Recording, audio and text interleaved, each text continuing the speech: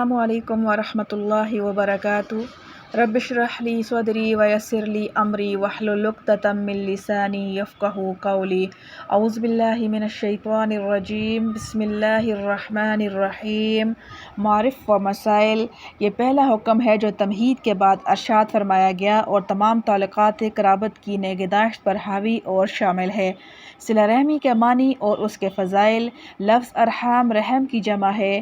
رحم بچہ دانی کو کہتے ہیں جس میں ولادت سے پہلے ماں کے پیٹ میں بچہ رہتا ہے۔ چونکہ ذریعہ قرابت یہ رحم ہی ہے، اس لیے اس سلسلہ کے تعلقات وابستہ رکھنے کو صلہ رحمی اور رشتہ داری کی بنیاد پر جو فطری طور پر تعلقات پیدا ہو گئے ان کی طرف سے بے توجہی و بے التفاتی برتنے کو قطع رحمی سے تعبیر کیا جاتا ہے۔ احادیث شریفہ میں صلہ رحمی پر بہت زور دیا گیا ہے، چنانچہ ارشاد نبوی صلی اللہ علیہ وسلم ہے، یعنی جس کو یہ بات پسند ہو کہ اس کے رزق میں کشادگی پیدا ہو اور اس کی عمر دراز ہو تو اسے چاہیے کہ صلہ رحمی کرے۔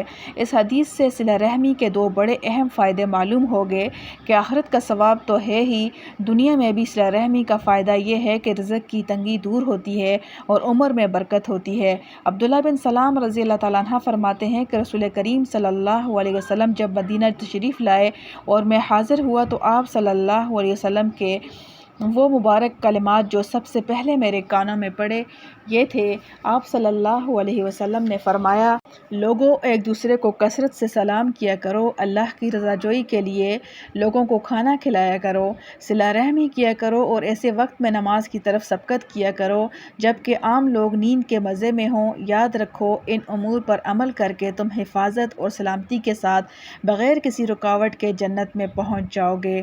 ایک اور حدیث میں ذکر ہے کہ ام المومنین حضرت میمونہ رضی اللہ تعالیٰ عنہا نے اپنی ایک باندی کو آزاد کر دیا تھا۔ جب نبی کریم صلی اللہ علیہ وسلم سے اس کا ذکر کیا تو آپ صلی اللہ علیہ وسلم نے فرمایا، اگر تم اپنے ماموں کو دے دیتی تو زیادہ ثواب ہوتا۔ اسلام میں غلام باندی کو آزاد کرنے کی بہت ترغیب ہے اور اسے بہترین کار ثواب قرار دیا گیا ہے، لیکن اس کے باوجود صلہ رحمی کا مرتبہ اس سے بہرحال اعلیٰ ہے۔ اسی مضمون کی ایک اور روایت ہے، آپ صلی اللہ علیہ وسلم نے فرمایا، یعنی کسی محتاج کی مدد کرنا صرف صدقہ ہی ہے اور اپنے کسی عزیز و قریب کی مدد کرنا دو امروں پر مشتمل ہے، ایک صدقہ اور دوسرا صلہ رحمی۔ صرف مصرف کے تبدیل کرنے سے دو طرح کا ثواب مل جاتا ہے۔ اس کے مقابلہ میں قطع رحمی کے حق میں جو شدید ترین وعیدیں روایات حدیث میں مذکور ہیں اس کا اندازہ دو حدیثوں سے بخوبی ہو سکتا ہے۔ آپ صلی اللہ علیہ وسلم کا ارشاد ہے، جو آدمی حقوق قرابت کی رعایت نہیں کرتا وہ جنت میں نہیں جائے گا۔ اس قوم پر اللہ کی رحمت نہیں اترے گی جس میں کوئی قطع رحمی کرنے والا موجود ہو۔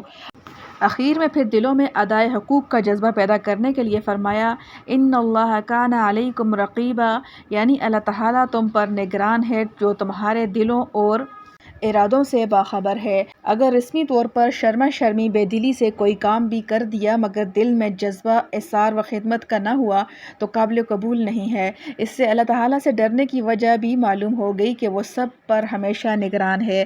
قرآن کریم کا یہ عام اسلوب ہے کہ قانون کو محض دنیا کی حکومتوں کے قانون کی طرح بیان نہیں کرتا بلکہ تربیت و شفقت کے انداز میں بیان کرتا ہے۔ قانون کے بیان کے ساتھ ساتھ ذہنوں اور دلوں کی تربیت بھی کرتا ہے۔ الحمد للہ حمدا کثیرا طیبا مبارکا فیہ کما یحب ربنا ویرضی۔ ربنا ظلمنا انفسنا وان لم تغفر لنا وترحمنا لنکونن من الخاسرین۔